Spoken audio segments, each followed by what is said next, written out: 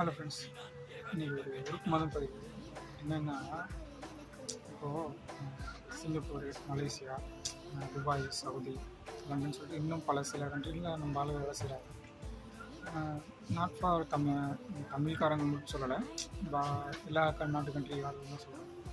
என்னென்னா, இப்போது எக்ஸாம்பிளுக்கு ஒரு 1000 ரூபாய் சம்பாதிக்கிறாங்கன்னா, மினிமம் அவங்க அந்த சாப்பாட்டுக்கு, அந்த கேண்டீன் சாப்பாடோ இல்லை குக்கிங்கோ அதுக்கு மட்டும் எடுத்து வச்சுட்டு மீதியை பூரா வீட்டுக்கு தான் அனுப்பிச்சிடுறாங்க. சரிங்களா? ஆனால் அவங்க இப்போ நான் இருக்கேன், இப்போ என்னோட இன்னொரு பையன் இப்போ யாராவது வராங்க அப்படின்னா சம்பாதிக்கிறாங்க, இப்போ ஊர்லேருந்து டூரிஸ்ட் வராங்க, உங்களுக்கு ஏதாவது வேணும் அப்படின்னா நீங்கள் என்ன பண்ணுவீங்க? உடனே போய்ட்டு எனக்கு வாட்ச் வேணும், இல்லை ஒரு செண்டு வேணும், ஒரு கார் வேணும், ஏதோ ஒரு எலக்ட்ரிக்கலாக ஏதோ ஒரு வேணும்னா வாங்கிடுவோம். பட் ஆனால் அவங்க நான் என்னையே சொல்லிடுறேன்னே, நான் இது வாங்க மாட்டேன்.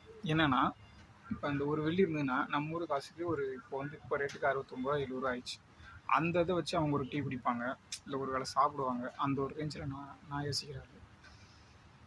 இது நான் ஏன் சொல்ல வரேன்னா, நேற்று நான் சாப்பிட்டுட்டு கீழே நான் வீட்டில் ஃபோன் பேசிகிட்டு இருந்தேன். அப்போ ஒரு அண்ணா அவங்க ஃபேமிலியில் பேசிகிட்டு இருந்தாங்க. அவர் ஆக்சுவலாக 800 சம்திங் சேலரி போல். சாப்பாடு 130 வெள்ளின்னு நினைக்கிறேன் கொடுத்துட்டு ஒரு ஃபோன் ரீசார்ஜ் மீதி ஒரு 40 வெள்ளின்னு வச்சுருந்துருக்காரு போல்.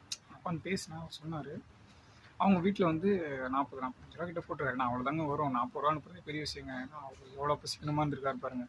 நீங்கள் கணக்கு பண்ணி பாருங்கள், கம்மியாக தான் வரும். அவ்வளோ அனுப்பிச்சும் காசு பத்தில் நீ என்ன பண்ணுற அப்படின்னு சொல்லி சண்டை பிடிச்சிட்டு இருந்திருக்காங்க. ஏன் எனக்கு புரியலைங்க.